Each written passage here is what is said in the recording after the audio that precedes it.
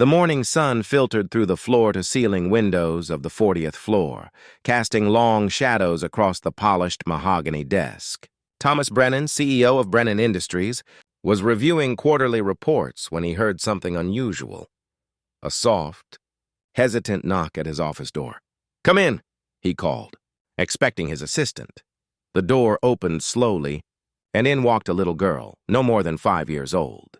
She had golden curls that bounced with each careful step, and she wore a pale blue dress with a white apron tied neatly around her waist. In her small hands, she clutched a white cloth. Thomas blinked, momentarily stunned. In 20 years of running this company, he'd never seen a child in his office. "Hello," he said gently, setting down his papers. "Are you lost, sweetheart?" The little girl shook her head firmly. Her blue eyes were serious, almost worried.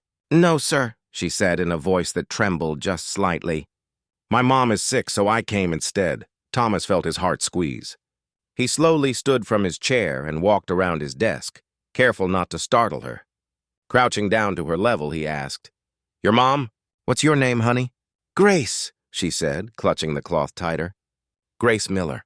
My mama cleans offices here. She's been sick since yesterday, but she was worried about losing her job. She said she couldn't miss work, so I told her I would come and do it for her." Thomas felt something shift inside his chest, a feeling he hadn't experienced in years. Here was this tiny child standing in his office trying to protect her mother's livelihood with nothing but love and determination. "That's very brave of you, Grace," he said softly. "But tell me, how did you even get up here? How did you know where to come?" Grace's expression brightened just a bit. "Mama showed me once when I visited after school. She said she cleans the big office on the top floor. The security man downstairs remembered me, and he let me come up. I promised I'd be quick and not bother anyone." Thomas stood slowly, running a hand through his graying hair. He thought of his own daughter, Emily, now grown and living across the country. He remembered the years when she was small, when she'd look up at him with that same earnest expression, believing he could fix anything. "Grace," he said, pulling up a chair and sitting down so they could talk eye to eye, "you're not bothering anyone.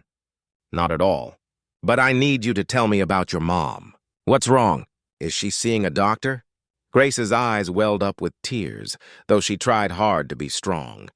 "She has a bad fever, and she coughs a lot. We don't have... Mama says we can't afford to miss work for doctor visits. She needs this job." Thomas felt anger, not at the child, not at her mother, but at himself. How had he not known? How had he built this company, made millions, and never thought about the people who kept these offices clean while everyone else slept? He reached for his phone and called his assistant. "Margaret, I need you to come to my office, please. And bring some juice and cookies if we have any." Within minutes, Margaret arrived, her eyes widening when she saw the little girl. Thomas explained the situation quietly while Grace sat on the leather chair, her feet dangling high above the floor. "Margaret, I need you to find Mrs. Elena Miller's file. She's on the night cleaning staff. Get her home address and phone number." He turned to Grace. "Sweetheart, what's your phone number at home?" Grace recited it carefully, and Thomas dialed immediately. A weak voice answered after several rings.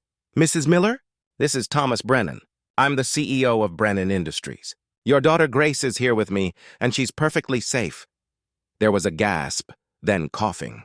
"Oh my God, Mr. Brennan, I'm so sorry. Grace, what were you thinking?" "Sir, please, I'll come right now. I just needed..." "Mrs. Miller," Thomas interrupted gently but firmly. "You're not coming anywhere. You're sick, and you need to rest. Grace told me everything, and she's absolutely fine. But I'm sending my personal driver to your home with Dr. Harrison, my family physician. He's going to examine you, and whatever treatment you need, the company will cover it."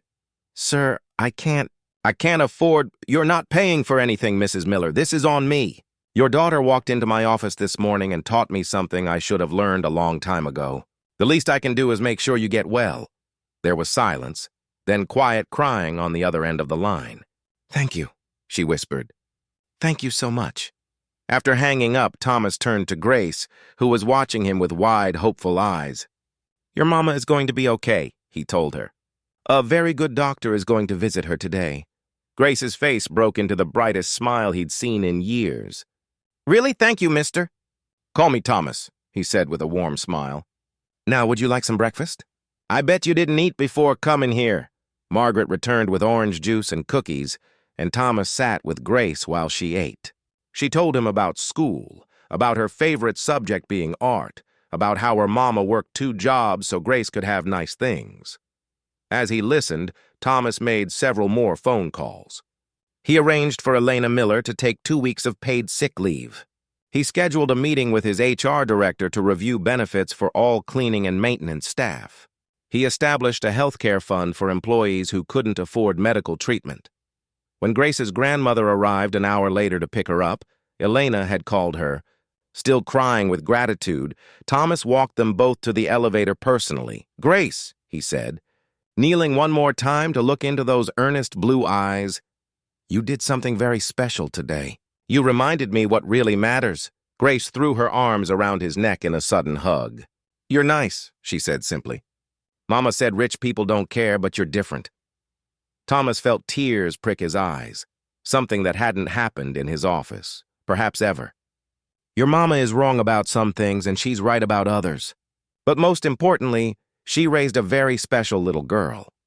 3 months later, Thomas stood in the newly renovated employee break room on the ground floor. It now had comfortable seating, a full kitchen, and a healthcare clinic staffed twice a week by a nurse practitioner, free for all employees. Elena Miller was back at work, healthy and grateful. She'd met with Thomas personally to thank him, bringing Grace along. The little girl had presented him with a drawing, a crayon picture of the 2 of them in his office, with hearts floating around them. That drawing now hung in a frame on his office wall, right next to his business degrees and awards. Every time Thomas looked at it, he remembered the morning a 5-year-old girl walked into his office with nothing but love for her mother and the courage to ask for help. She'd changed everything. Sometimes, Thomas thought, the most important meetings aren't on your calendar. Sometimes they arrive in small, unexpected packages, with golden curls and an apron, carrying more wisdom than any business consultant could provide. Grace had taught him that success isn't measured in quarterly profits or stock prices.